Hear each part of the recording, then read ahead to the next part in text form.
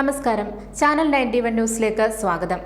ദേശീയ ഗാനത്തെ അപമാനിച്ചതിന് തിരുവനന്തപുരം DCC പ്രസിഡന്റ് പാലോട് രവിക്കെതിരായി പോലീസ് കേസ് രജിസ്റ്റർ ചെയ്യണം.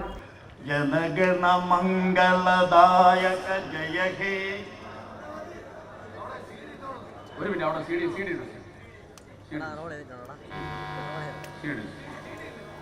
എന്തൊരു ഗതികെട്ട ദയനീയമായ അവസ്ഥയാണ് കോൺഗ്രസിന്റേത്. ആസന്നമായ ലോക്സഭാ തെരഞ്ഞെടുപ്പിനെ നേരിടാൻ വേണ്ടി സ്വന്തം അണികളെ ആവേശം കൊള്ളിക്കുവാൻ KPCCയുടെ നേതൃത്വത്തിൽ സംസ്ഥാന വ്യാപകമായി സംഘടിപ്പിച്ച സമരാഗ്നി എന്ന രാഷ്ട്രീയ പരിപാടിയുടെ തിരുവനന്തപുരം പുത്തരിക്കണ്ടം മൈതാനത്തെ സമാപന സമ്മേളനം നാണക്കേടിന്റെയും അപമാനത്തിന്റെയും വേദിയായി മാറി. ദേശീയ നേതാക്കൾ വരെ പങ്കെടുത്ത പരിപാടിയിൽ തിരുവനന്തപുരം DCC പ്രസിഡന്റ് പാലോട് രവിക്ക് വൈകി വന്ന വിവേകമായിരുന്നു ദേശീയ ഗാനം ആലപിക്കുക എന്നത്. എന്നാൽ അത് സ്വന്തമായി തന്നെ അങ്ങ് ആകാം എന്ന് തീരുമാനിച്ചു. ആദ്യ വരി തന്നെ പാടി തെറ്റിച്ചു. ഈ ദുരന്തത്തിൽ നിന്ന് രക്ഷപ്പെടാൻ ഇയാൾ പാടേണ്ട CD ഇടാമെന്ന് T സിദ്ദിഖ് വിളിച്ചു പറയുന്നുണ്ടെങ്കിലും അവിടെ CD-യും ഒരു മണ്ണാങ്കട്ടയും ഇല്ലായിരുന്നു. എന്തായാലും വിവരമുള്ള ഒരു കോൺഗ്രസ് പ്രവർത്തക ദേശീയഗാനം പാടി അവസാനിപ്പിച്ചു.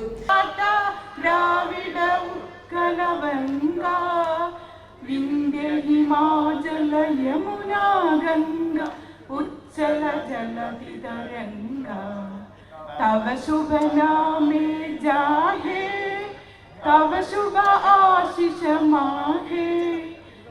വമ്പൻ അവകാശവാദങ്ങളാൽ തുടങ്ങിയ സമരാഗ്നിയിൽ പലയിടത്തും പാർട്ടി പ്രവർത്തകരെ പോലും പങ്കെടുപ്പിക്കുവാൻ കോൺഗ്രസിന് സാധിച്ചില്ലെന്ന് മാത്രമല്ല, തിരുവനന്തപുരത്തെ സമാപന സമ്മേളനത്തിൽ വന്നവർ പോലും നേതാക്കന്മാരുടെ പ്രസംഗം കേൾക്കാൻ നിൽക്കാതെ സ്ഥലം വിട്ടു.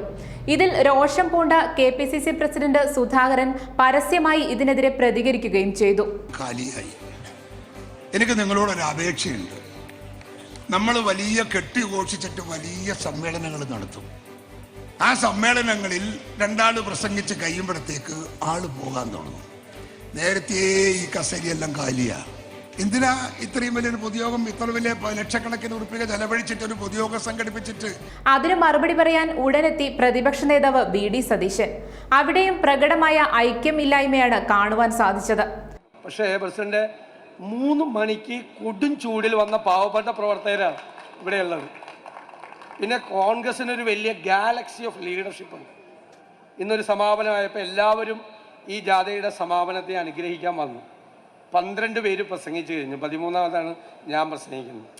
സ്വാഭാവികമായിട്ട് ചൂടിൽ ഇരിക്കാനൊക്കെ ആളുകൾക്ക് പാടാം. അതുകൊണ്ടാണ് സമരാഗ്നിയുടെ യാത്രാമധ്യേ പത്രസമ്മേളനത്തിൽ സതീശനെതിരായുള്ള സുധാകരന്റെ വാക്പ്രയോഗം ഒന്ന് മറന്നു തുടങ്ങിയപ്പോൾ ഇതാ സംഘാടക വീഴ്ച കൊണ്ട് സമരാഗ്നിയുടെ സമാപനം നനഞ്ഞ പടക്കം പോലെയായിരിക്കുന്നു. കഴിഞ്ഞ ലോക്സഭാ തിരഞ്ഞെടുപ്പിൽ 19 സീറ്റ് കോൺഗ്രസിന് ലഭിച്ചത് പാർട്ടിയുടെ സംഘടനാ പാഠവും കൊണ്ടോ ചെയ്ത നന്മ പ്രവൃത്തികളാലോ അല്ലെന്ന് അരിയാഹാരം കഴിക്കുന്ന സർവ്വ മലയാളികൾക്കും അറിയാം. അണികളില്ലാത്ത നേതാക്കന്മാർ മാത്രമുള്ള രാഷ്ട്രീയ പ്രസ്ഥാനമായി കോൺഗ്രസ് മാറിയിരിക്കുന്നു. എന്തായാലും ഇന്ത്യ മഹാരാജ്യത്തിന് സ്വാതന്ത്ര്യം നേടിത്തന്നു എന്ന് അവകാശപ്പെടുന്ന ഈ ജനാധിപത്യ പ്രസ്ഥാനത്തിന്റെ ജില്ലാ നേതാവിന് ദേശീയഗാനം ആലപിക്കാൻ പോലും അറിയില്ലെങ്കിൽ പിന്നെ പൊതു തെരഞ്ഞെടുപ്പിനെ നേരിടുന്ന കാര്യം ഗോവിന്ദ. News desk, channel 91.